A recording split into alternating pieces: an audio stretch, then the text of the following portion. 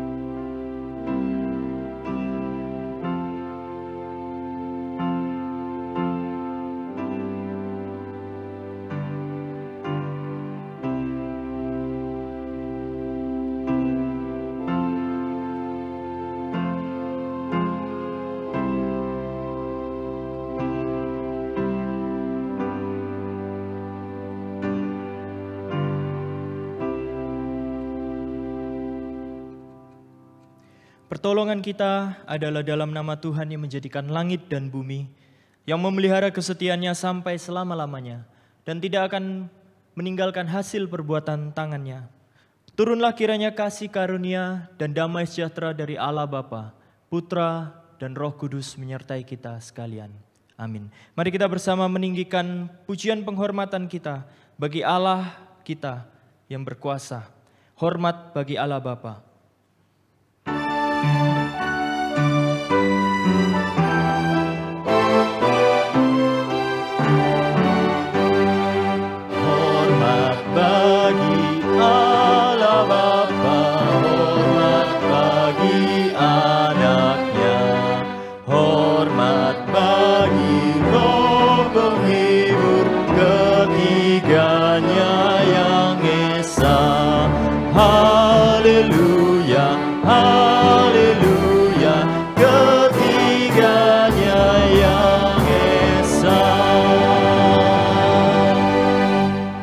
Kita berdoa.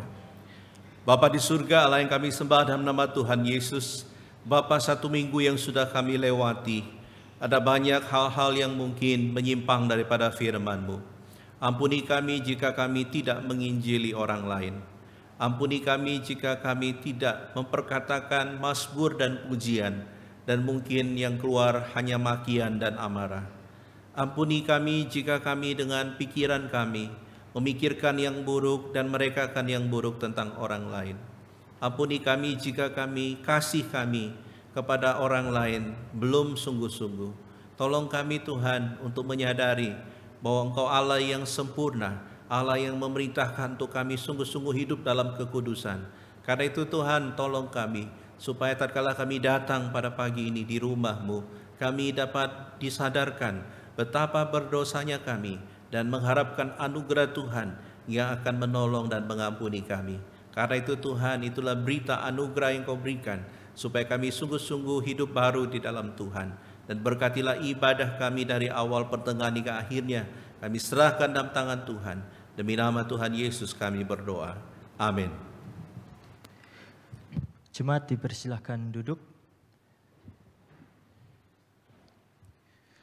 Saudara yang terkasih, kita semua di sini menggunakan handphone ya. Dan di handphone kita pasti ada aplikasi yang namanya WhatsApp. Ada yang nggak pakai WhatsApp di sini? Nggak ada ya. Di WhatsApp ada fitur namanya pin chat. Ada yang pernah tahu? Ya, jadi dari sekian ratusan atau bahkan ribuan, kalau Bapak Ibu populer biasanya ribuan ya kontaknya ya. Nah, ketika kita pin salah satu kontak dari sekian banyak, dia akan langsung menjadi naik paling atas. Namun di WhatsApp hanya dibatasi maksimal 3 kontak saja untuk kita pin. Ilustrasi ini mengingatkan dan menjadikan refleksi bagi saya pribadi bahwa seringkali kita semuanya membuat semuanya itu terlihat penting. Sehingga hal-hal yang beneran penting itu nggak pernah kita lakukan.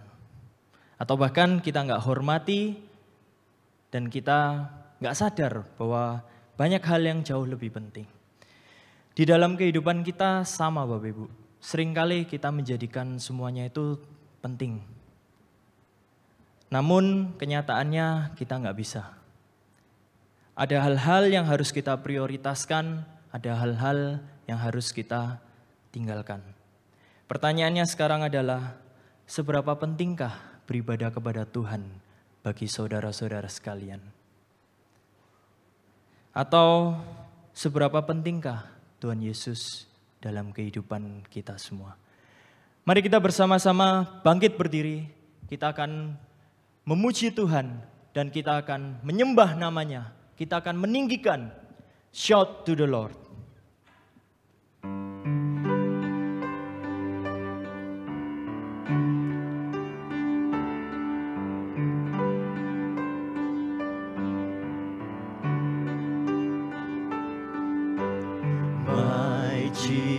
Jesus, my Savior, Lord, there is none like you. All of my days, I want to praise the wonders of your mighty love.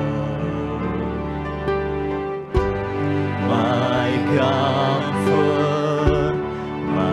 shelter, tower of refuge and strength, let every breath, all that I am, never cease to worship you.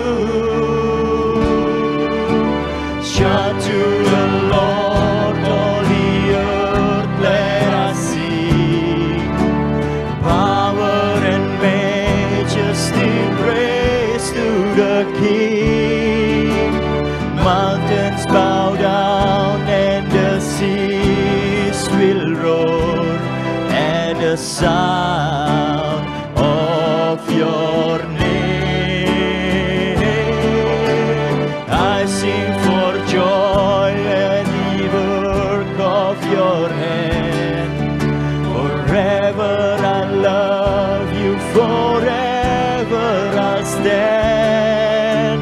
Nothing compares to the promise I have in you. Sekali lagi kita pujikan, shout to the Lord. My Jesus, my Savior. My Jesus, my Savior, Lord, there is none like you. All of my days, I want to praise the wonders of your mighty love. My comfort, my shelter, tower of refuge and strength, let every breath, all that I am, never cease to worship you. Let us sing, shout to the Lord. Shout to the Lord, all the earth, let us sing. Power and majesty, praise to the King. Mountains bow down and the seas will roar sound of your name. I sing for joy at the work of your hands. Forever I love you, forever I'll stand. Nothing compares to the promise I have here. Shout to the Lord of the earth, let us sing. Power and majesty, praise to the King. Mountains bow down and the seas will roar at the sound of your name.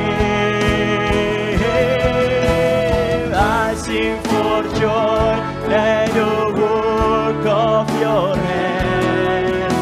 Forever I love you, forever I stand. Oh, nothing compared to the promise I have.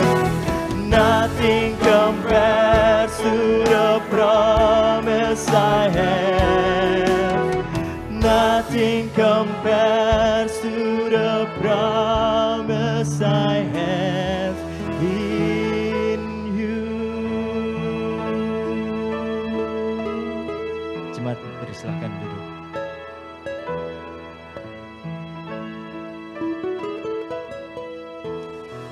Bersyukur jika pada hari ini di tengah-tengah kita semua ada adik-adik kecil kita yang akan mempersembahkan pujian nanti sebelum firman Tuhan.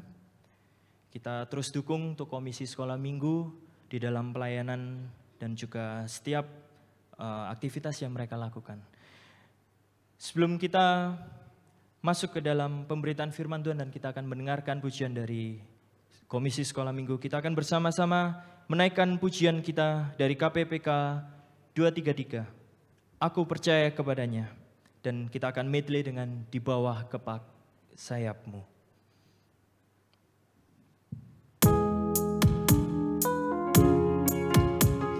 Nyatakan imanmu di hadapannya. Katakan, aku percaya. Mari bersama kita bernyanyi. Tempuh hidupku, ku percaya padanya dan memuji Dia.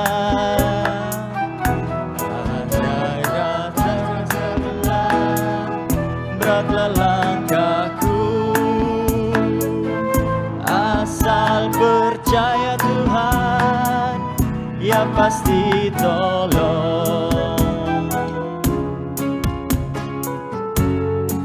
Kita pujikan bait yang kedua, ku percaya padanya. Ku percaya padanya di jalan sempit. Ku percaya padanya, selalu ikut Dia. Meski ku letih dan lesu, susah hatiku, asal percaya Tuhan, Ya besertaku. Ialah sobatku, ialah sobatku, sobat yang setia. Ku bersandar Dia selama-lamanya. Badai atau cuaca gelap, beratlah langkahku, asal percaya Tuhan, Ya pasti tolong. Aku ingin selalu berada di hadirat-Mu.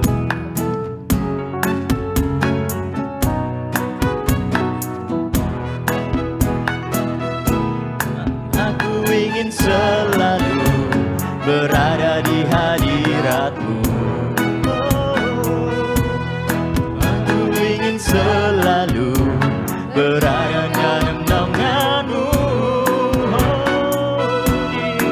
Di bawah kepak sayap-Mu.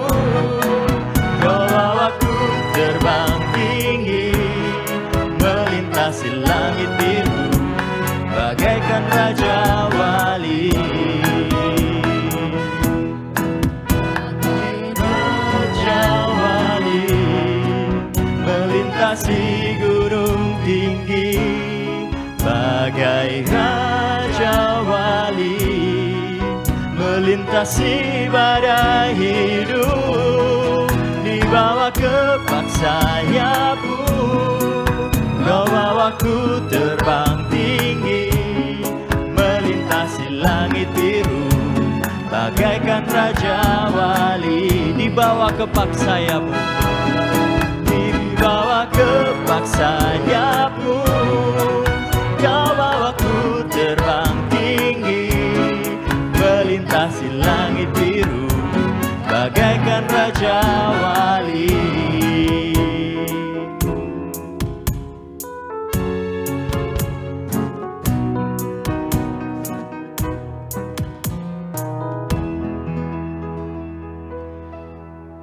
Firman Tuhan pada hari ini akan disampaikan oleh hambanya Evangelis Sulaiman.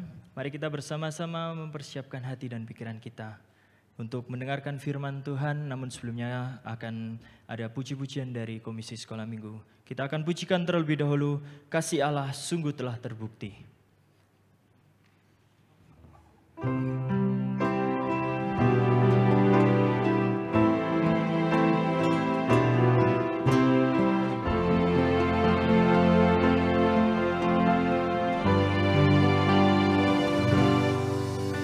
Kasih Allahku sungguh telah terbukti ketika Dia serahkan anaknya.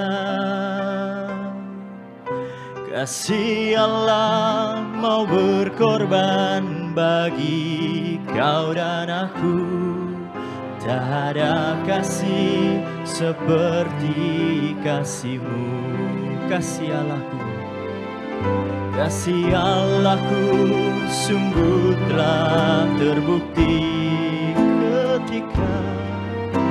ketika Dia serahkan anaknya.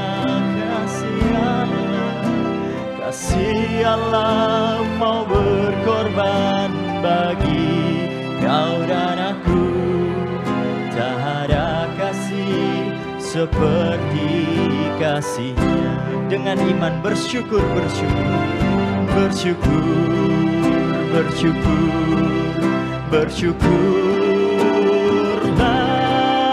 bersyukur karena kasih setiamu.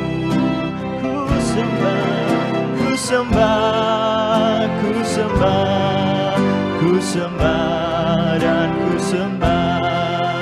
Selama hidupku ku sembah Kau Tuhan. Mari bersama, kasih Allah sungguh telah terbukti. Biarlah pujian ini menjadi kerinduan bagi setiap kita untuk mengucap syukur. Kasih Allahku sungguh telah terbukti ketika Dia serahkan anaknya. Kasih Allah mau berkorban bagi kau dan aku. Tak ada kasih seperti kasih-Mu. Bersyukurlah, bersyukur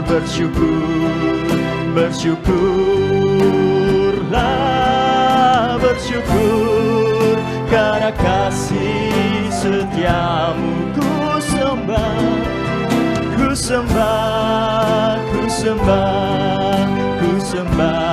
dan ku sembah. Selama hidupku ku sembah Kau Tuhan.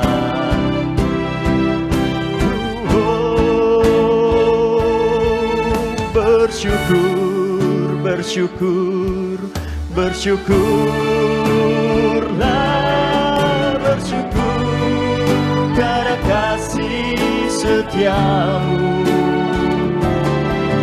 Ku sembah dan ku sembah. Selama hidupku ku sembah Kau Tuhan. Bersyukurlah,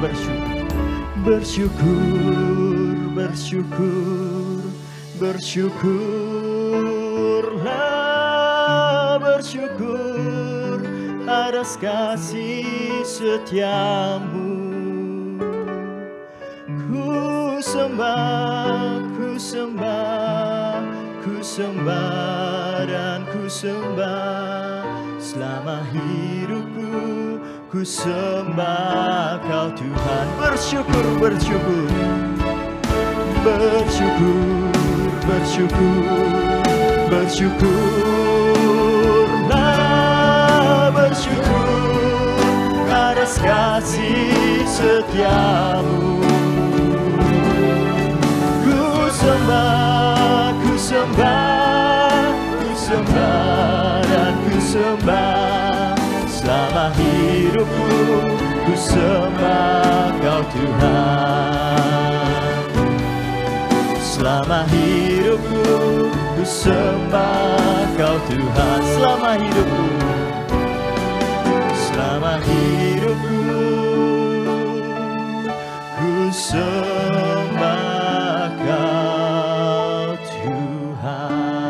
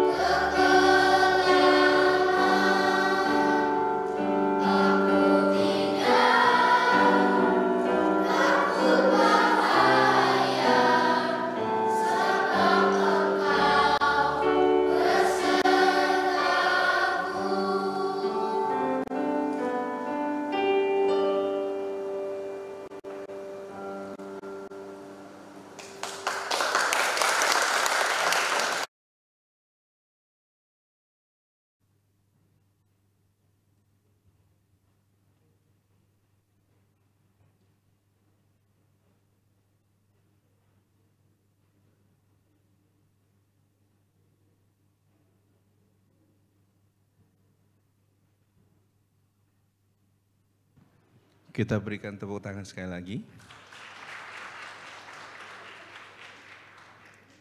Bapak Ibu, tadi adalah persembahan dari Sekolah Minggu El Leon Rungkut ya. Kita selama ini selalu tamu yang mengisi ya. Dan hari ini saya mengencourage mereka, jadi mereka itu menghafalkan Mazmur 23 sebenarnya. Tapi saya tadi lupa kasih tahu kok contekannya muncul tadi ya. Harusnya mereka menghafal dan sudah hafal ya. Jadi Mazmur 23 ayat 1 sampai 6 dan endingnya adalah dinyanyikan. Saudara tahu enggak apa julukan dari Mazmur 23? Mazmur 23 dijuluki sebagai The Psalm of Hope ya, atau Mazmur harapan ya. Mazmur 23 itu diucapkan, dibacakan ketika kapan? Yang pertama ketika seseorang biasanya akan mendekati ajalnya ya, atau ketika dia berada di dalam satu kondisi yang begitu parah. Dan seringkali ketika berkunjung, contohnya kemarin saya berkunjung ke salah seorang jemaat yang kena cancer, saya bacakan Mazmur 23. Dan penekanannya, sekalipun aku berada dalam lembah kekelaman, aku tidak takut bahaya, sebab Engkau besertaku. Ada amin? Oke, mari kita masuk di dalam doa. Bapa kami yang bertahta dalam kerajaan surga, saatnya kami akan belajar firman Tuhan. Berbicaralah kepada setiap kami, dan biarlah Engkau yang akan memberkati baik setiap kami yang mendengarkan. Berikan kami hati yang terbuka untuk disirami kebenaran firman Tuhan, dan berkati hamba-Mu yang akan memberitakannya. Dan kami serahkan tidak ada seorang pun yang akan pulang dengan tangan hampa, tapi dikuatkan oleh kebenaran firman Tuhan. Dengar seru doa kami, demi nama Tuhan Yesus kami berdoa. Amin. Saudara, kita akan membuka firman Tuhan pada pagi ini dengan satu tema, misi yang membuat Tuhan bersukacita ya. Misi yang membuat Tuhan bersukacita di dalam Lukas pasal yang ke-10. Kita akan membaca ayat 17 sampai ayat yang ke-24.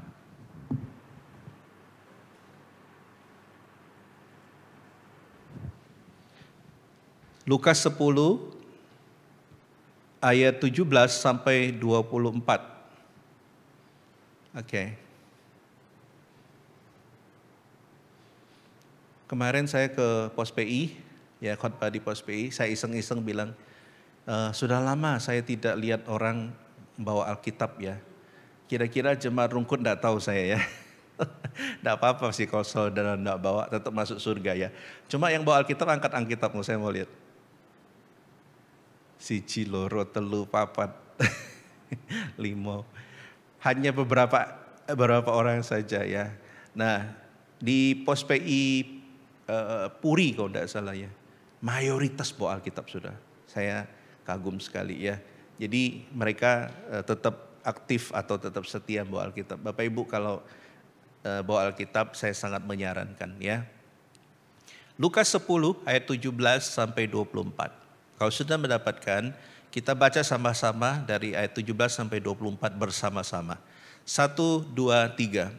Kemudian ke-70 murid itu kembali dengan gembira dan berkata, Tuhan, juga setan-setan takluk kepada kami demi nama-Mu. Lalu kata Yesus kepada mereka, aku melihat iblis jatuh seperti kilat dari langit. Sesungguhnya aku telah memberikan kuasa kepada kamu untuk menginjak ular dan kalajengking, dan kuasa untuk menahan kekuatan musuh, sehingga tidak ada yang akan membahayakan kamu.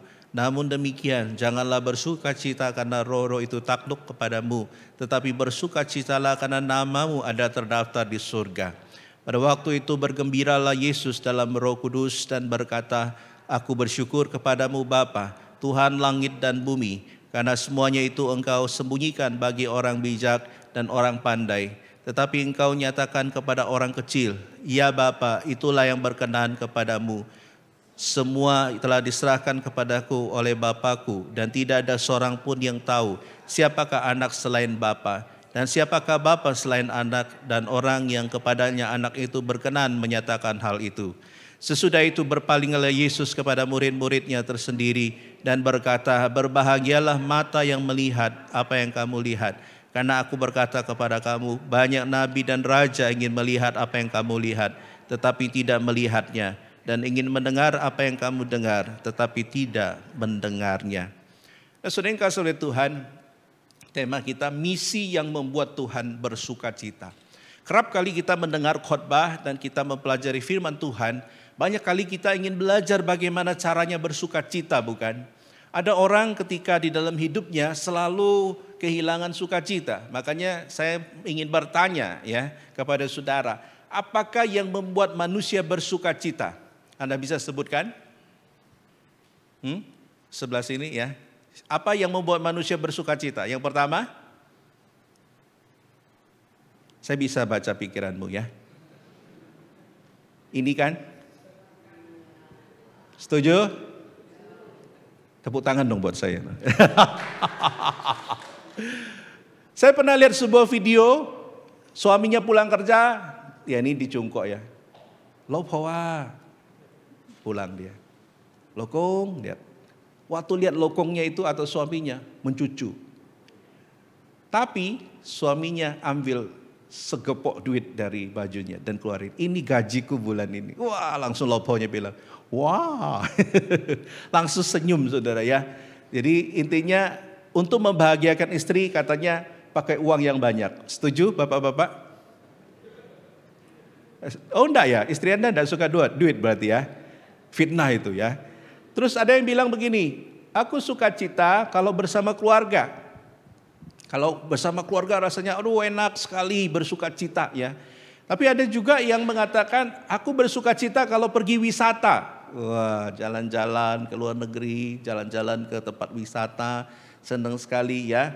Kemarin dari Usia Indah juga jalan-jalan ke Malang ya. Senang sekali mereka ya. Ada yang bilang, "Pak, kenapa cuma 1 malam?"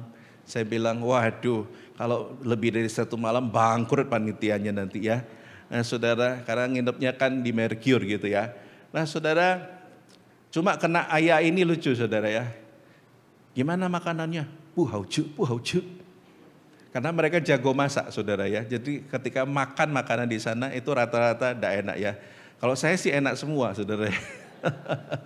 Kemudian kalau saudara makan makanan enak itu seneng ya. Ada orang makan itu wah pokoknya kalau sudah makan itu rasanya nikmat sekali sehingga dia happy ya. Ada orang kalau sambil makan ya, umumnya ibu-ibu atau wanita kalau dia makan enak itu dia bisa geleng-geleng, bisa happy-happy begitu ya karena makanannya enak. Kalau laki jarang saya temukan ya, tidak ada tuh ya.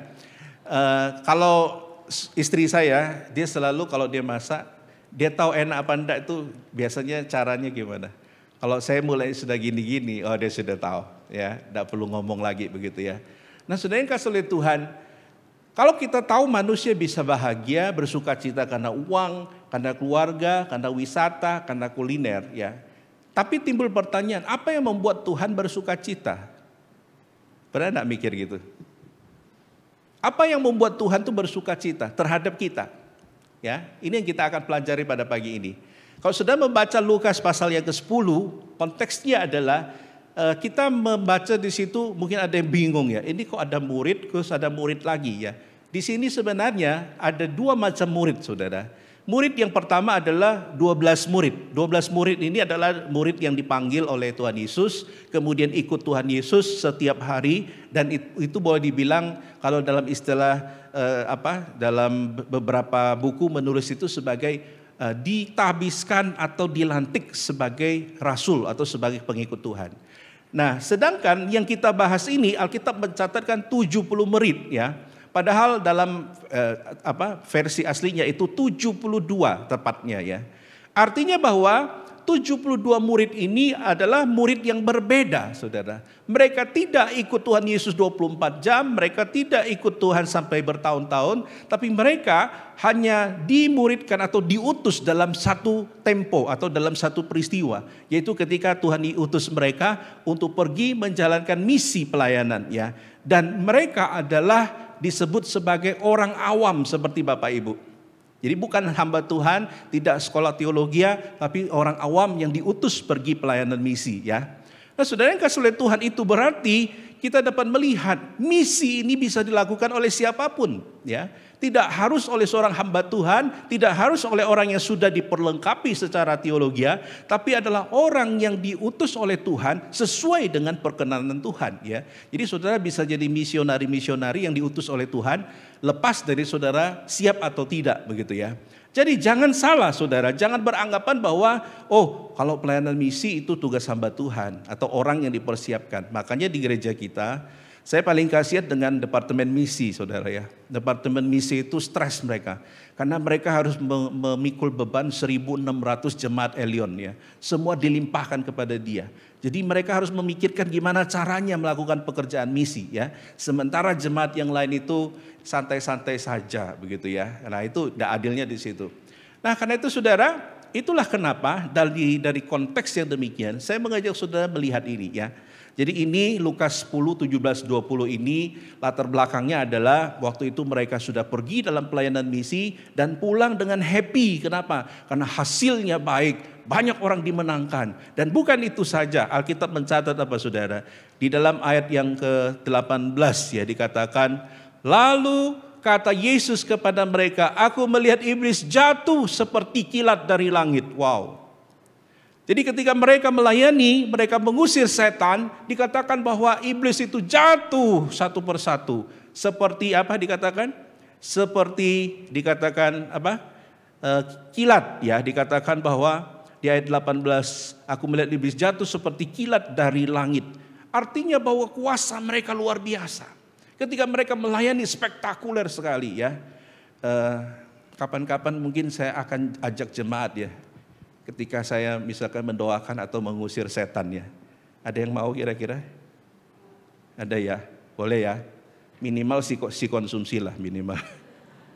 Saya biasa ngusir itu di ruangan hamba Tuhan itu. Terakhir itu yang orang kena santet ya. Yang saya kasih kesaksian waktu didoakan di belakangnya itu seperti ada ular yang bergerak gitu ya. Dan lepas begitu. Nah saudara, ketika kita mendoakan orang, ketika kita melayani, kadangkala ketika sukses, happy apa enggak? Happy. Tapi kita harus ingat, firman Tuhan mengatakan apa saudara? Selanjutnya, yang memberikan kuasa itu adalah Tuhan. Nah itu jangan dilupakan.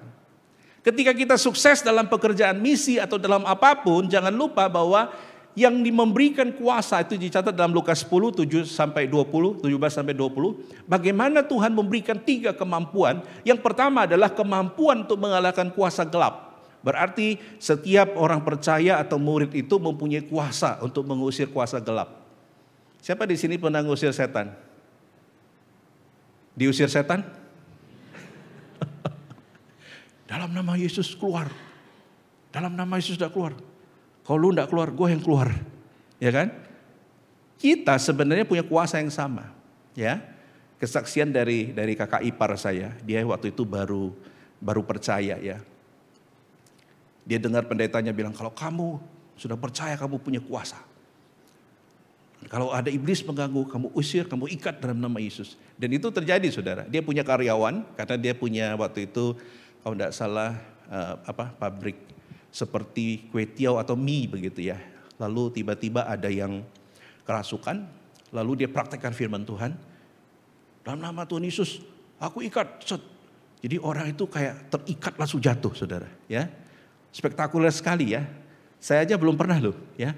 Saya doakan orang tuh biasanya tidak spektakuler. Pernah saya ajak istri saya untuk ngusir waktu di Plaza Marina ya. Mendoakan ada seorang ibu yang jadi ceritanya gini, yang punya stand itu suruh saya doakan karyawannya. Karyawannya itu suka kalau nganggur itu bisa ngobrol sendiri, dan ngobrol sendiri itu suaranya bisa berubah-berubah. Kadang orang dewasa, kadang anak kecil gitu ya. Lalu akhirnya kami doakan. Nah waktu doakan itu, istri saya kan ikut. Dia membayangkan seperti di film gitu ya. Teng, tueng, tueng, diusir loncat, tueng, tueng, tueng. Saya manjat begitu ya. Ternyata enggak, saya cuma tanya apakah ibu mau didoakan? Iya, karena di agamanya berbeda dengan kita. Saya akan doakan secara Kristen. Oke, saya doa. Ketika doa tidak terjadi apa-apa. Tapi malamnya saudara, dikatakan bahwa dari pinggang ke bawah itu tidak bisa bergerak. Dan dia merasa ada sesuatu yang keluar, kemudian tidak lama kemudian dari pinggang ke atas dia tidak bisa bergerak. Dan kemudian ada sesuatu yang keluar. Dan setelah itu sudah tidak ada masalah ya. Nah saudara yang kasih oleh Tuhan, ketika kita melakukan itu saudara, kemampuan itu sudah diberikan kepada kita oleh Tuhan. Cuman kadangkala kita ini apa? Kadangkala kurang pede, betul? Dan ya bahasa kasarnya itu penakut lah. Ya, kadangkala kita takut untuk mempraktekkan ya. Nah saudara yang kasih oleh Tuhan, kemampuan yang kedua adalah dikatakan kemampuan menghadapi binatang mematikan. Nah ini jangan coba-coba saudara ya. Wah berarti saya punya kuasa. Lalu Anda pergi ke kebun binatang, Anda masuk ke kandangnya harimau misalkan ya. Dan saudara mengatakan, ini pernah dipraktekkan oleh seseorang, ya ada videonya. Terus dia mendekati harimau itu dan kemudian hampir mati begitu ya. Bukan itu maksudnya. Tapi ini ada dipraktekkan di Amerika. Ada beberapa gereja di Amerika itu ada daerah namanya Appalachian ya.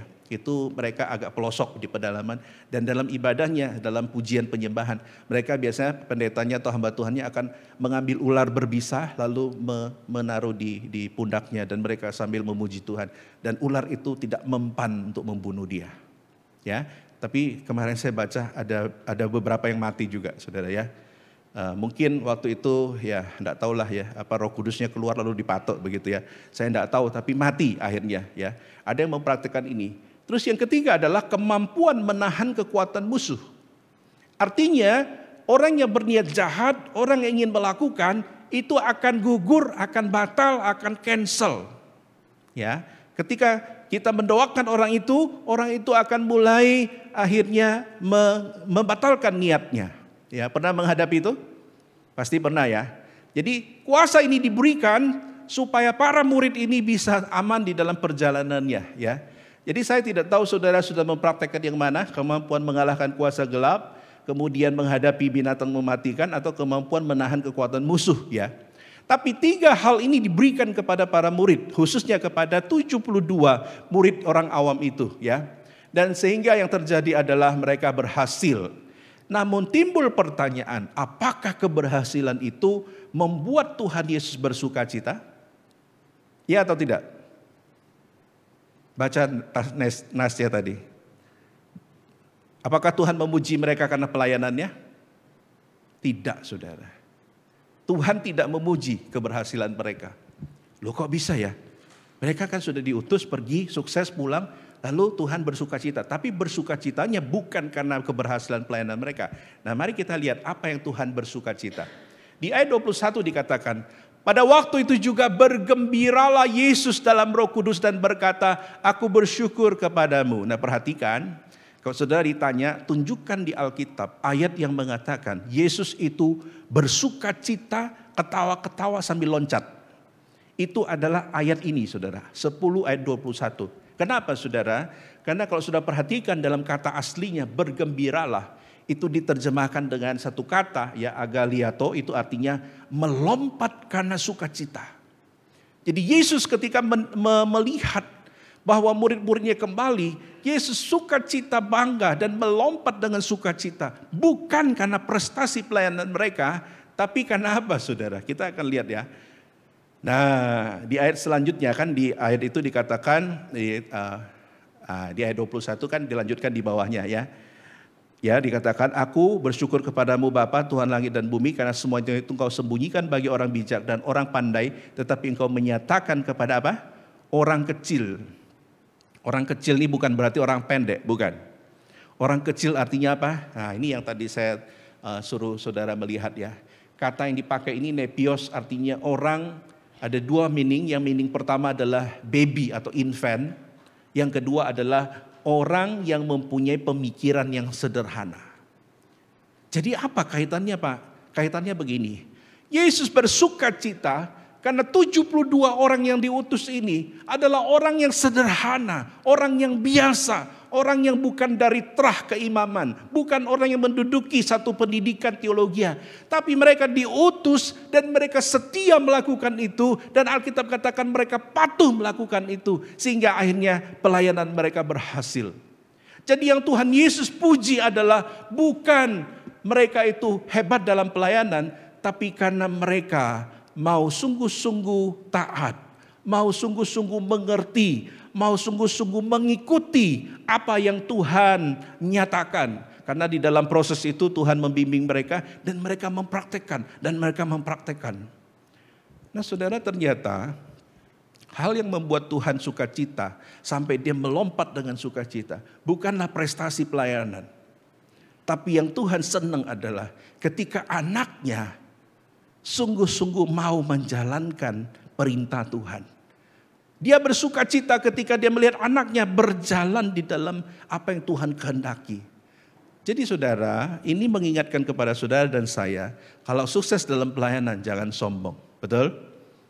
Kalau sukses dalam pelayanan jangan sombong. Saya ingat sebuah kisah saudara. Di China, ya, abad-abad lalu dikatakan ada seorang penjahit yang khusus menjahit baju kerajaan, pejabat-pejabat. Dikatakan bahwa kalau pejabat yang baru dilantik katanya, selalu bajunya, jubahnya itu lebih panjang di depan dan lebih pendek di belakang. Tahu kenapa? Karena biasanya mereka jalan suka begini, membusungkan dada. Sehingga ketika dia gini kan kainnya naik, nah ini harus lebih panjang. Itu menunjukkan apa? Sombong, karena bangga.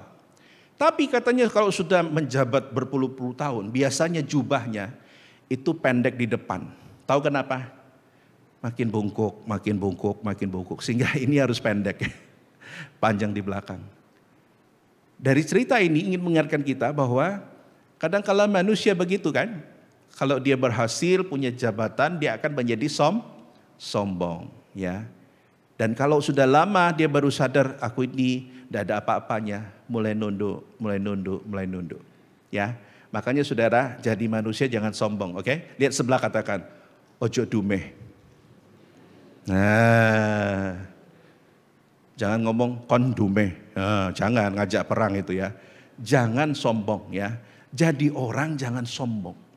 Tuhan ingin katakan, lu berhasil mengusir setan, lu pelayanan baik, tapi ingat, jangan kau ingat bahwa itu dari kamu. Itu aku yang memberikan kuasa, dan aku memuji engkau dan bersukacita bukan karena keberhasilanmu, tapi aku bersukacita karena kau mau melakukan kehendakku. Nah, itu bahasa yang disederhanakan ya. Jadi Tuhan ingin mengatakan bahwa ketika engkau mau mengikuti perintahku, maka di ayat 21 penutupnya ada kata diperkenan. Diperkenan itu artinya apa saudara? Artinya Tuhan itu senang. Ibaratkan raja itu dulu, kalau dia melihat sebuah penampilan acara, ketika raja itu happy, dia tepuk tangan. Kemudian dia suka, dia berkenan, itu namanya diperkenan begitu ya. Jadi artinya bahwa saudara, dalam bagian ini kita dapat melihat bahwa Tuhan itu bersukacita bukan karena prestasi pelayanan mereka. Tuhan itu bersukacita bukan karena mereka hebat mengusir setan. Tuhan tidak bersukacita karena mereka punya kuasa menentang kuasa kegelapan. Tapi Tuhan bersukacita karena mereka ini patuh, karena mereka mau mengerti kebenaran firman Tuhan, karena mereka mau mengikuti kehendak Tuhan dan tidak pernah berbantah dengan Tuhan. Saudara, kalau kita aplikasikan firman Tuhan dalam bagian ini, kita dapat melihat bahwa apa yang kita bisa belajar ya. Kita bisa belajar yang pertama adalah jangan minder ya. Kalau saudara merasa diri aku ini sederhana ya. Aku kayaknya tidak bisa ngomong, pendidikanku tidak tinggi, ketika melayani mungkin jadi minder begitu ya. Saya mau katakan jangan minder ya. Tuhan selalu mau memakai orang-orang yang mau, dan umumnya orang yang sederhana biasanya lebih mau daripada orang yang pintar ya. Sehingga yang terjadi adalah saudara, justru Tuhan itu seringkali memakai orang yang sederhana. Contoh, kalau kita lihat tokoh-tokoh di Alkitab ya, umumnya mereka adalah gembala ya, pemungut buah, atau orang-orang yang dikatakan low class ya, atau middle class. Kalau yang high class itu ada tapi tidak banyak ya. Umumnya adalah orang-orang yang dikatakan adalah orang-orang yang biasa. Bahkan Alkitab mencatat 12 murid yang dipanggil Tuhan pun adalah orang-orang biasa, bukan ningrat. Nah saudara yang kasih oleh Tuhan, itu berarti kalau kita aplikasikan kebenaran firman Tuhan ini, kita harus menjadi orang yang jangan minder ya. Karena Tuhan mau pakai saudara dan saya ya. Saya yakin semuanya ini kan kita tahu bahwa ya mungkin ada yang lebih, ada yang kurang. Tapi yang kurang jangan minder, saudara ya. Nah yang kedua, aplikasi dari bagian ini adalah kalau orang itu mengerti kehendak Tuhan, itu berarti pasti Tuhan menghendaki dalam hidupnya dia jadi berkat ya. Saya mau katakan, engkau yang sebagai majikan ya, hati-hati. Kalau kamu mengerti bahwa anak Tuhan itu harus jadi berkat ya, berarti jangan bertindak semena-mena terhadap bawahanmu ya. Jadi majikan jangan mentang-mentang. Ya, ketika jadi majikan, saudara ini mengadakan romusa ya.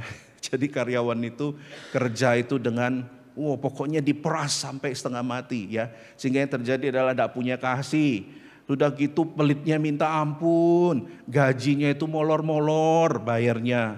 Gaji bulan ini bayarnya bulan depan. Ditanya, bos kok enggak ada gajian? Aku loh masih susah ini. Jadi kon susah sampai aku bareng-bareng gitu kan. Jadi ngajak-ngajak temen gitu ya. Nah akhirnya saudara kasihan karyawannya. Nah terus jangan menindas. Jadi majikan sudah diberkati, ingat punya kuasa, punya uang, jangan mentang-mentang. Karena perintah Tuhan adalah apa? Engkau harus jadi berkat, diperkenan Tuhan. Mana mungkin orang diperkenan Tuhan kalau dia itu mungkin di gereja luar biasa, tapi sebagai majikan dia pelit, dia minta ampun, menjadi orang yang tidak punya kasih, kemudian menjadi orang yang apa? Suka menindas yang lemah. Yang kedua, aplikasi bagi siapa? Karyawan. Nah, karyawan ini juga harus mengerti, kalau kita kerja sama orang, ya aplikasinya adalah Tuhan memerintahkan orang yang diperkenan Tuhan, itu hidupnya tidak banyak drama, saudara.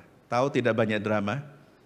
Artinya tidak banyak cari-cari alasan, tidak banyak bikin-bikin masalah, dan menjadi orang yang jujur, patuh, rajin ya, sehingga dia mau menyenangkan Tuhan melalui pekerjaannya.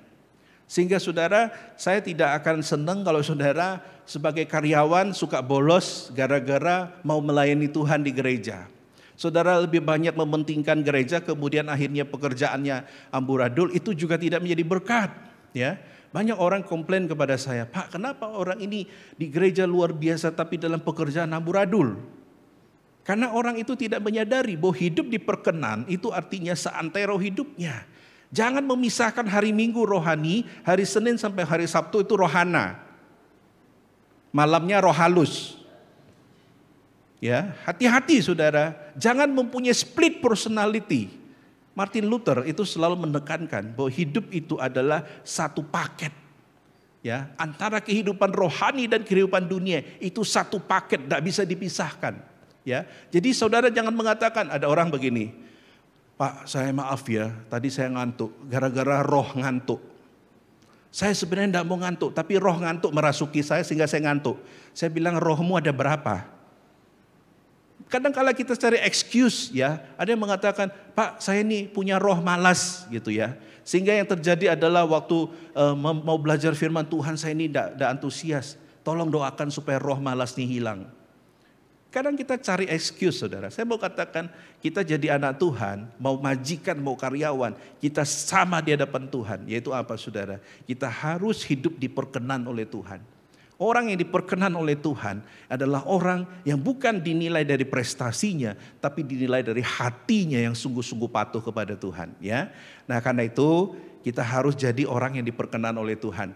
Lalu timbul pertanyaan saudara, kalau tadi kan dari sudut pandang Yesus ya, dia bahagia kepada muridnya karena dia minta muridnya itu hidupnya diperkenan oleh Tuhan ya. Itu yang membuat dia bahagia. Lalu apa yang seharusnya membuat 72 murid ini bersuka cita? Kalau tadi mereka kan salah tuh, bersuka cita karena mereka hebat, pelayanan berhasil, banyak orang diselamatkan ya. Yesus ingin mengingatkan mereka, kamu jok salah ya. Kamu boleh bersuka cita, tapi jangan bangga akan pelayananmu. Yang kamu perlu bangga adalah ini, ayat 20. Namun demikian janganlah bersuka cita karena roh-roh itu takluk kepadamu. Tetapi bersuka citalah karena apa? Namamu ada terdaftar di surga. Saya mau tanya, apa beda terdaftar dengan sudah menjadi anggota?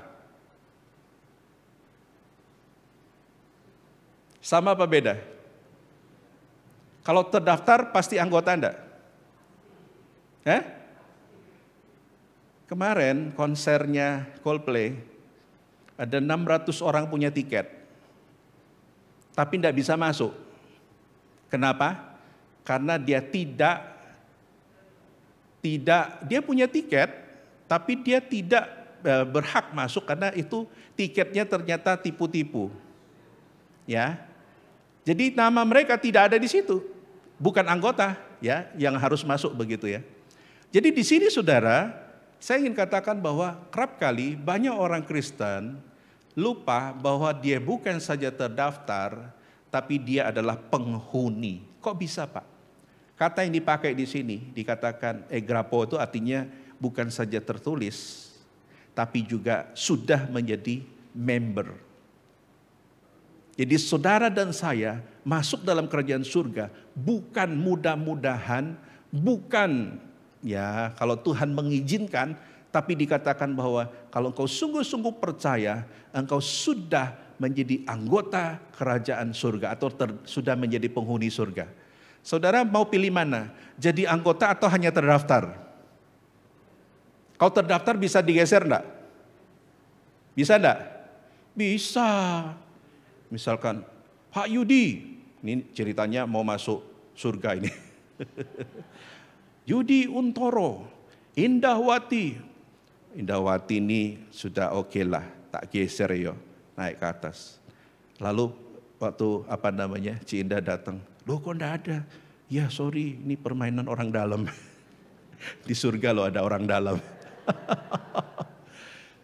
Artinya terdaftar, kalau namamu terdaftar, ojo PDC loh yo.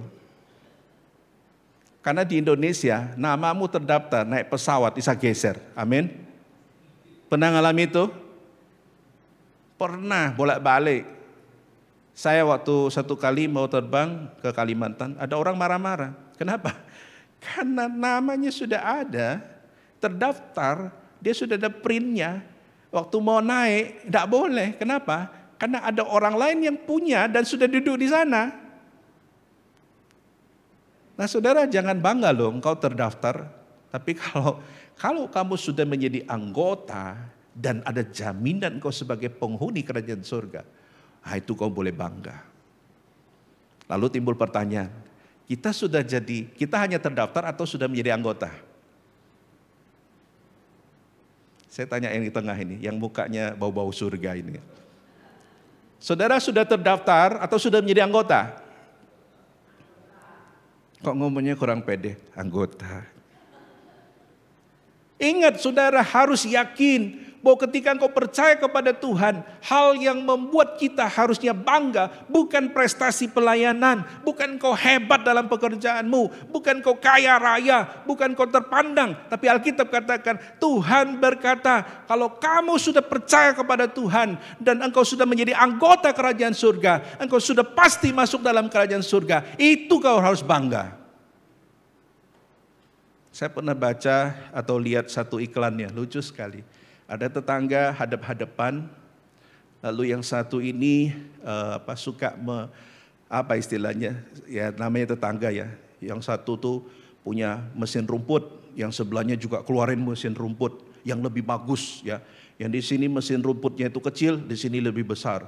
Terus ini keluarin lagi mobilnya ini misalkan satu Innova misal, ini keluarkan lebih mahal lagi ya, Porsche gitu ya. Lalu sayang-sayangan lah pokok begitu. Lalu timbul saatnya akan pergi kondangan. Lalu keluarlah ini dengan istrinya, ini keluar dengan istrinya. Nah, yang ekonominya lebih lemah ini waktu dia keluar, istrinya cantik sekali. Yang kaya seberangnya itu, kaya tapi istrinya welek. Lalu yang ekonominya lebih lemah itu dengan bangga mengatakan, ya ini miskin-miskin istriku lebih cantik dari istrimu, ya kan? Nah yang sana kan tidak bisa ngomong, oh istriku lebih cantik. Enggak, memang elek kok begitu ya. Artinya di dalam poin tertentu kita tidak bisa ngelak. Ya, dalam poin tertentu memang kadang-kala kita harus mengakui memang itu tidak bisa diubah. Nah dalam konteks ini adalah kalau engkau belum selamat atau tidak percaya kepada Kristus, engkau tidak bisa ubah. Oh Pak, nanti kalau masuk surga istri kalau ke gereja istriku saja, nanti waktu masuk surga aku tak gandol kakinya. Tak bisa. Engkau percaya, engkau selamat. Engkau tidak percaya, engkau tidak selamat. Itu sudah dikatakan firman Tuhan. Loh Pak, siapa tahu Tuhan kasihan nanti lalu diskon, pintu surga dibuka lebar-lebar, nanti aku masuk. Tidak ada ajaran begitu. Artinya saudara, Yesus ingin ngomong, kamu jangan salah, jangan kau pikir kebanggaan dunia, prestasi pelayanan, kehebatan individu, itu yang perlu kamu sukacita. No. Yesus ngomong, yang kamu perlu sukacita adalah ketika kamu sudah menjadi anggota daripada apa? Kerajaan surga atau penghuni surga. Saudara yang kasih oleh Tuhan, itulah kenapa waktu kita dibaptis, kita dimasukkan dalam air, kemudian kita diangkat kembali. Artinya apa saudara? Kita telah dibasuh, dibersihkan dari dunia untuk hidup bagi Kristus. Dengan kata lain saudara, kalau jadi anak Tuhan harus hidupnya sungguh-sungguh. Amin. Anak Tuhan boleh enggak tetap minggu ke gereja terus tetap main judi? Boleh enggak? Pak, kalau menang tak persembahan ke gereja. Modelmu. Anak Tuhan boleh enggak hari Minggu ke gereja, hari lainnya pergi ke Gunung Kawi? Kau cari telo enggak apa-apa. Tapi kalau ke sana, nunggu di bawah pohon itu, biar daunnya jatuh. Kalau pohonnya jatuh mati loh. Ya, artinya jadi orang, hati ini enggak boleh menyimpang. Ya, Tuhan ingin ngomong, engkau beritakan Injil, hati-hati. Engkau sendiri harus beres. Ya, apa jadinya kalau orang memberitakan Injil, dirinya belum percaya kepada Tuhan. Nah itu yang tidak boleh ya. Makanya dengan demikian dalam bagian ini Kristus ingin menyampaikan kesuksesan pelayanan dan nama besar tidak akan berarti jika kita belum sungguh-sungguh percaya kepada Yesus. Ada seorang raja di Inggris, waktu dia mati, dia minta dikuburkan dengan cara duduk, lalu pegang kiri itu, pegang Alkitab, terus tangannya menunjuk satu ayat yang intinya mengatakan, sia-sialah orang memperoleh dunia tapi kehilangan nyawanya. Artinya bahwa dia ingin mengatakan, everything is useless without God. Ya, semuanya itu tidak berarti tanpa Tuhan. Jadi saudara jangan bangga kau punya harta banyak, jangan bangga kau berhasil dalam bisnismu, jangan bangga pelayananmu dipuji-puji orang. Tapi kalau hatimu belum sungguh-sungguh percaya kepada Tuhan, engkau harus menangisi dirimu. Kenapa? Karena itu paling berbahaya. Nah, orang yang percaya kepada Tuhan ditunjukkan lewat apa? Kehidupannya yang menghasilkan buah. Itu kita sudah bahas bulan lalu bukan? Menghasilkan buah untuk kemuliaan Tuhan ya. Karena itu saudara, sebelum kita memenangkan orang lain, ya, kita harus bertanya kepada diri kita dulu, sudah tidak kita hidup baru di dalam Tuhan? Sudahkah kita sungguh-sungguh menjadi anak Tuhan sebelum kita pergi memberitakan Injil atau dimanapun kita berada? Kenapa saudara? Kalau kita belum diperbaharui oleh Injil, maka kita tidak mungkin menginjili orang lain. Saya kan sering cerita ini ya, pernah saya satu kali karena rambut saya rontok, ada orang promo satu merek tonik saudara ya. Tapi ketika orang itu, salesnya itu jual ke saya tidak mau beli. Tahu kenapa saudara? Karena rambutnya botak. Saya bilang loh, sorry kok, kamu promo ke aku supaya melebatkan rambut. Rambutmu loh tidak ada. Saya bilang saya tidak akan beli. Kenapa? Tidak meyakinkan. Amin. Sama ketika orang menginjili saudara, tapi hidupnya belum diperbaharui. Saudara mau percaya enggak? Kamu harus hidup baru ya. Hampir rokokan. Kamu percaya Yesus, itu pasti selamat. Saudara mau percaya? Sungguh mati saudara enggak mau. Betul? Sama, engkau menasihati anakmu juga. Ron, ojo rokokan ya. Bapak ini wis kadung. Sudah bau tanah. Mungkin anaknya kalau bisa ngomong, modelmu. Ya kan? Kita harus mawas diri saudara. Kenapa Injil tidak laku bagi dunia? Karena mungkin hidup kita belum diperbaharui oleh Injil. Ada yang mengatakan, Pak kenapa ya orang gereja suka gosip? Saya bilang gereja mana? Planet mana? Dia sebutkan, oh soalnya gini loh Pak, aku ngomong ke ini, aku bilang ini rahasia. Tiba-tiba sudah 100 orang tahu. Lalu saya bilang, AI, mungkin waktu AI ngomong rahasia, itu orang ke-99. Jadi lain kali AI daripada repot, titip saya aja, tak masukin warta gereja. Ben terkenal sekalian. Nah sudah yang kasih oleh Tuhan, orang Kristen saja tidak bisa dipercaya, bagaimana bisa disebut lahir baru. Misalkan baru rapat hari ini, notulen belum keluar. Semua jemaat sudah tahu misalkan. Itu hebat ya. Berarti jemaat punya mata-mata, betul? Hebat kan? Itu kejadiannya. Jadi Bapak Ibu yang dikasihi oleh Tuhan, banyak yang kita bisa aplikasikan dalam kehidupan kita. Kalau kita belum diperbarui oleh Injil, kita harus bersedih. Tapi kalau kita sudah hidup di dalam pembaruan Tuhan, Yesus katakan, berbahagialah. Jadi kalau engkau jadi anak Tuhan, itu saudara happy. Makanya kalau orang habis baptis sebagai simbol, saudara akan happy, saudara akan nyanyi-nyanyi setelah dipermandikan ya. Itu sebagai simbol hidup baru dalam Tuhan ya. Nah, tapi next, Paulus mengingatkan dalam 1 Korintus 9 ayat 27. Kita baca sama-sama, 1, 2, 3. Tetapi aku melatih tubuhku dan menguasainya seluruhnya, supaya sesudah memberitakan Injil kepada orang lain, jangan aku sendiri ditolak. Bahasanya ini mirip seperti martial art ya, atau bela diri. Artinya Paulus ingin mengatakan, aku ini loh, tidak ngomong toh, aku latih diriku, aku pakai diriku sebagai alat peraga, aku mempraktekkan itu, sehingga ketika apa, waktu aku beritakan Injil, aku sendiri, aku takut kalau aku sendiri ditolak. Artinya bahwa jangan sampai ketika kita pergi memberitakan Injil, Injil itu belum ada dalam diri kita. Waktu kita nanti ketemu Tuhan, Tuhan bilang, siapa kamu? Tuhan, aku nih loh yang main keyboard tiap minggu. Namaku Sahat, bukan nama sesungguhnya. Misalkan. Tuhan bilang, siapa lu? Tuhan, aku ini loh yang main gitar di gereja. Siapa lu?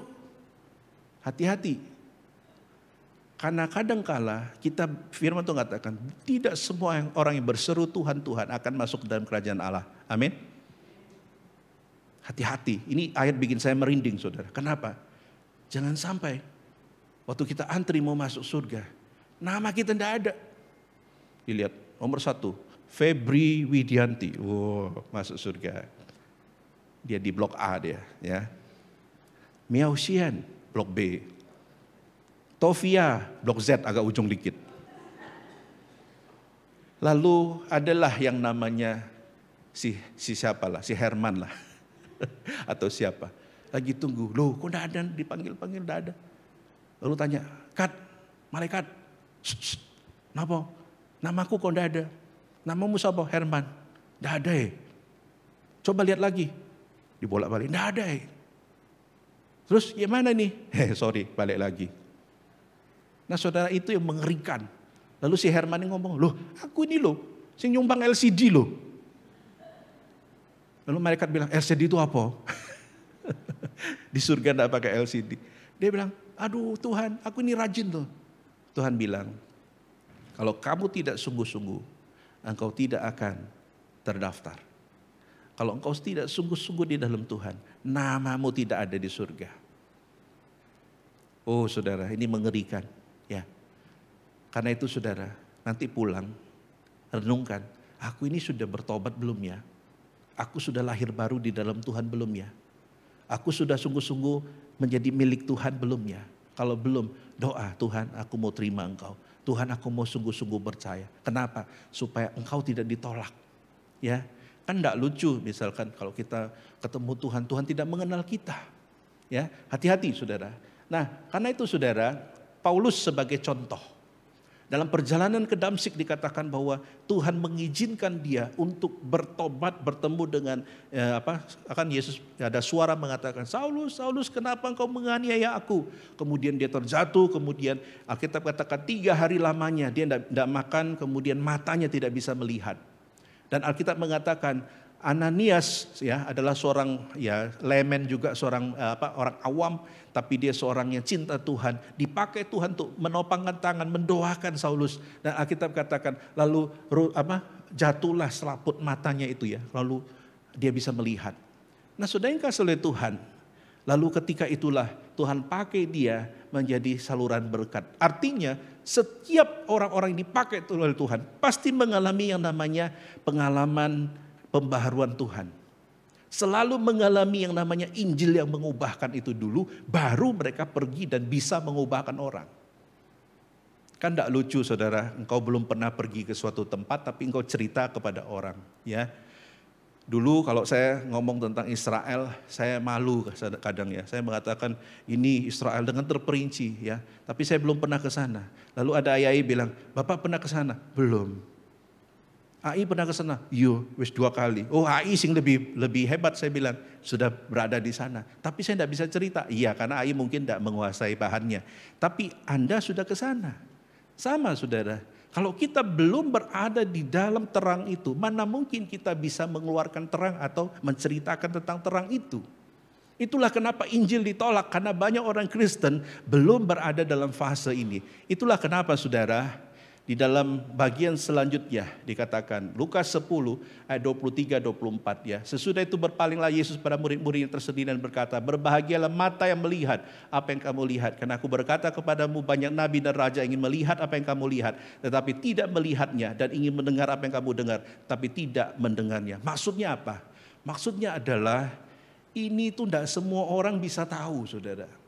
Rahasia ini pada saat firman itu diberitakan, tidak semua orang tahu. Kenapa? Ada 2 kata yang dipakai, yaitu raja dan nabi.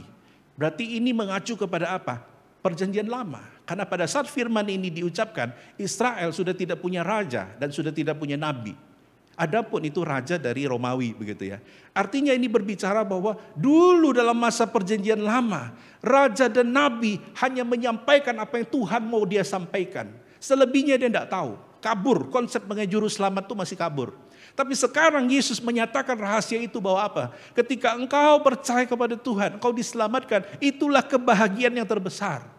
Dulu orang mengaitkan keberhasilan itu dengan kekayaan, dengan kemasyhuran, dengan sesuatu yang nampak secara manusia. Tapi Yesus mengatakan, no, yang membahagiakan harusnya ketika engkau percaya kepada Tuhan.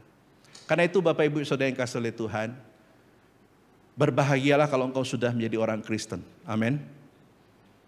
Pak, tapi aku jadi orang Kristen tapi kere Pak. Saudara pilih mana? Jadi orang Kristen karena jujur, engkau hidupmu pas-pasan, atau engkau jadi orang dunia tapi hartanya berlimpah? Jangan jawab, saya tahu jawabannya. Saudara pilih jadi orang Kristen dan harta berlimpah, betul? Nah, tapi itu kan tidak semua orang mengalami itu. Karena ikut Tuhan banyak kali orang itu akhirnya dia jatuh. Nah karena itu saudara, endingnya apa yang kita bisa belajar? Yang pertama, jangan minder jadi orang Kristen. Mungkin kau pendidikan tidak tinggi, karunia tidak banyak, pelayanan pun mungkin lemah. Tapi kalau Tuhan mau pakai saudara, yang sederhana akan jadi mulia. Amin. Jadi mulai besok, kalau yang mau terlibat dalam pelayanan cepat daftar. Ya. Nah saudara, di bagian masing-masing. Terus yang kedua, dikatakan bahwa bukan prestasi pelayanan yang membuat Tuhan itu bahagia. Tapi yang membuat Tuhan bahagia adalah orang yang mau menjalankan kehendak Tuhan. Itu yang membuat Tuhan sampai meloncat dengan bahagia. Dan yang ketiga terakhir, Injil itu harus menyelamatkan orang itu dulu, baru orang itu bisa menginjili orang lain. Selama Injil itu belum mengubahkan, dan engkau belum dihidup baru di dalam Tuhan, maka Injil sampai kapanpun tidak akan bisa dibagikan kepada orang lain. Kiranya firman Tuhan ini memberkati saudara. Mari kita masuk dalam doa. Bapa di surga, tolong kami yang begitu terbatas. Tolong kami supaya kami bisa melakukan firman Tuhan. Jika selama ini kami membanggakan, entah itu kekayaan kami, prestasi kami, pelayanan kami, dan apapun yang kami capai. Tapi Tuhan mengingatkan bahwa kebahagiaan sejati adalah ketika kami menjadi anggota daripada kerajaan surga. Oleh karena itu Tuhan, ampuni kami jika kami belum menyadari kebenaran ini. Biarlah ini menjadi misi kami, misi untuk menyenangkan hati Tuhan, misi untuk membuat Tuhan bersukacita karena melihat kami sungguh-sungguh hidup di dalam kehendak Tuhan. Berkati dan meteraikan firman-Mu. Demi nama Tuhan Yesus kami berdoa. Amin. Mari kita bangkit berdiri. Kita nyanyi lagu Melayani, Melayani.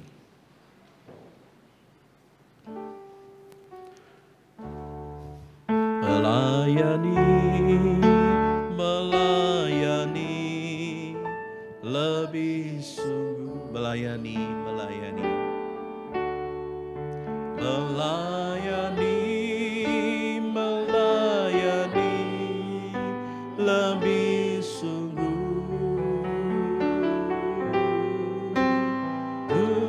Tuhan lebih dulu melayani kepadaku.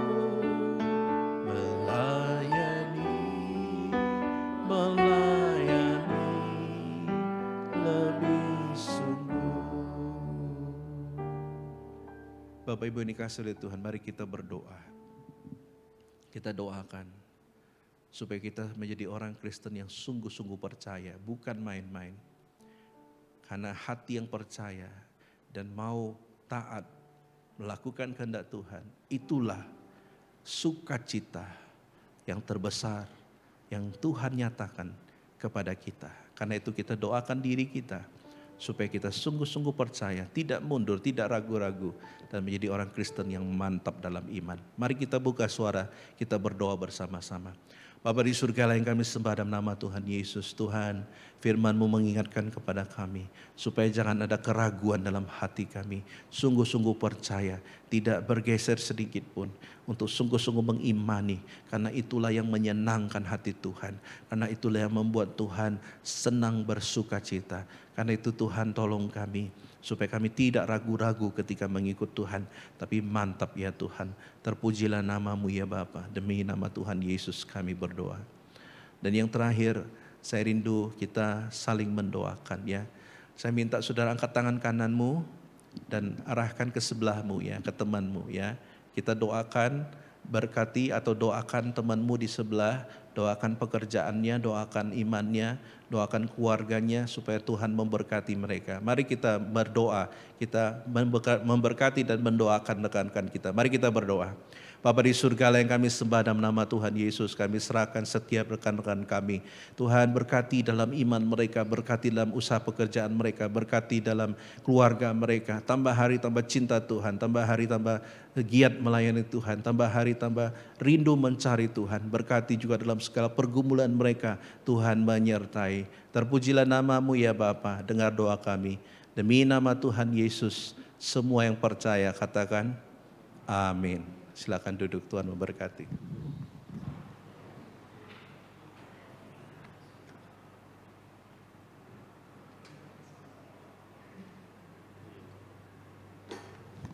Mari kita bangkit kembali.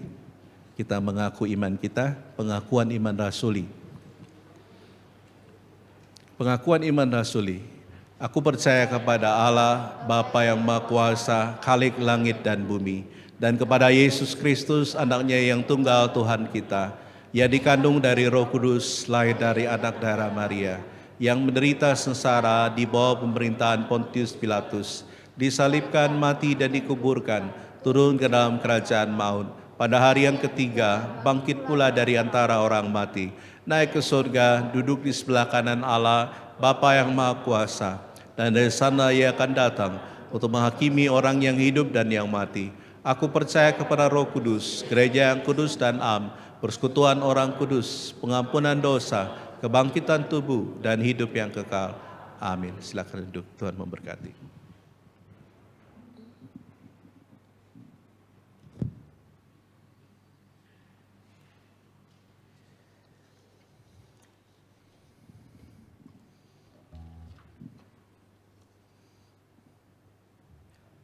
Tidak lebih dari 1 bulan lagi kita semua akan kembali merayakan Natal.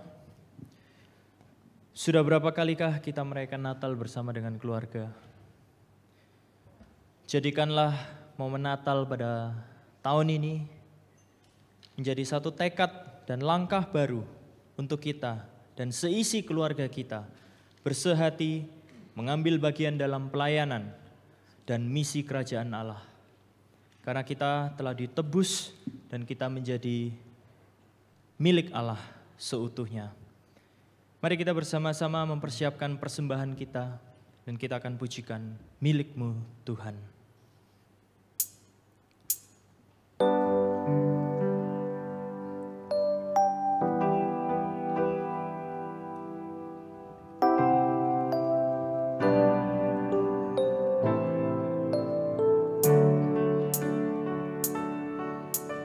Kami bersyukur atas rancangan-Mu yang terbaik dan terindah bagi kami. Kau memberkati kehidupan kami, melimpah dengan kasih dan anugerah. Kami bersyukur atas rancangan-Mu yang terbaik dan terindah bagi kami. Kau memberkati kehidupan kami, melimpah dengan kasih dan anugerah.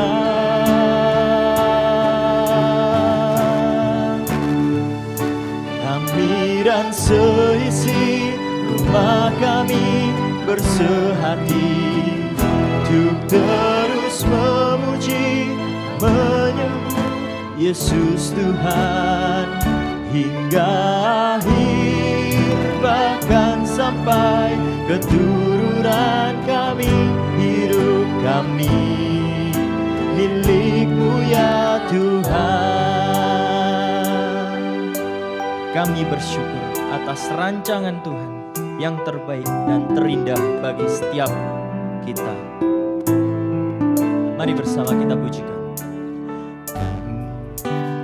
Kami bersyukur atas rancangan-Mu yang terbaik dan terindah bagi kami.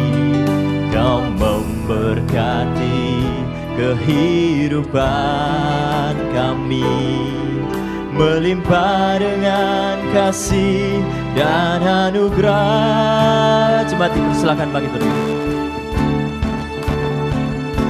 Kami dan seisi rumah kami bersehati untuk terus memuji, menyembah-Mu Yesus Tuhan hingga akhir, bahkan sampai keturunan kami. Hidup kami milik-Mu ya Tuhan. Kami dan seisi rumah kami bersehati untuk terus memuji, menyembah-Mu Yesus Tuhan hingga akhir, bahkan sampai keturunan kami. Hidup kami milik-Mu ya Tuhan. Biarlah pujian ini menjadi komitmen bagi kami dan seisi rumah kami bersehati untuk terus memuji, menyembah-Mu Yesus Tuhan hingga akhir, bahkan sampai keturunan kami. Hidup kami milik-Mu ya Tuhan. Hidup kami milik-Mu ya Tuhan. Hidup kami milik-Mu ya Tuhan. Dengan kasih, doa persembahan akan disampaikan oleh hambanya Evangelis Erni.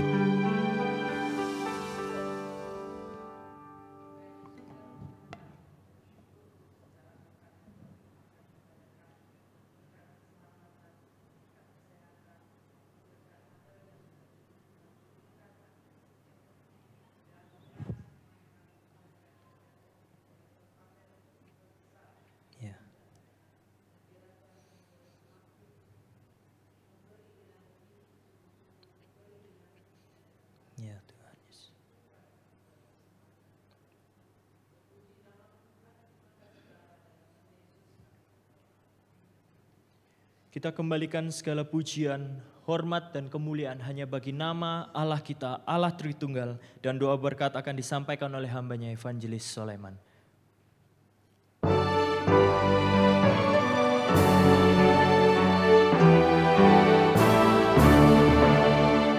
Puji Allah sumber berkat, puji Dia ciptaannya,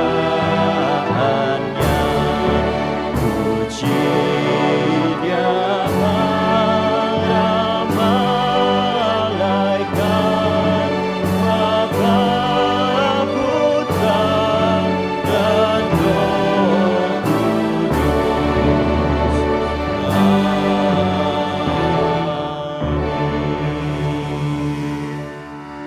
Saudara yang kasih oleh Tuhan, pulanglah dan arahkanlah hati dan pikiranmu kepada Tuhan dan terimalah berkat daripadanya.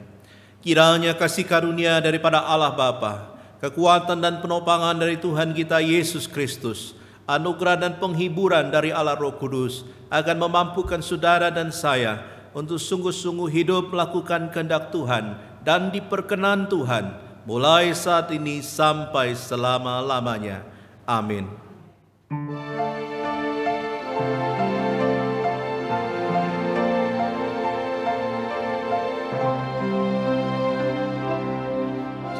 Tuhan melindungi kau, Tuhan memberkati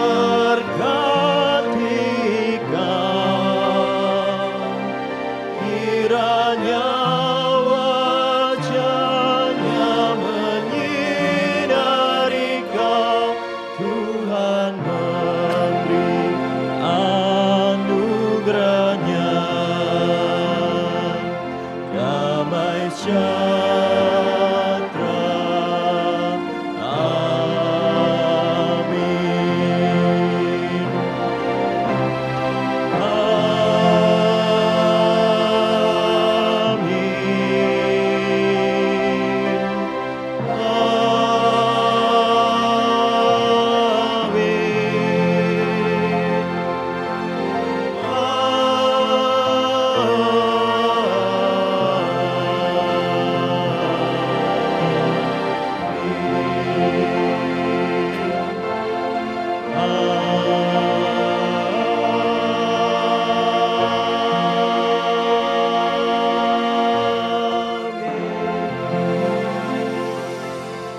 Mari persilakan duduk saat teduh. Tuhan Yesus memberkati saudara.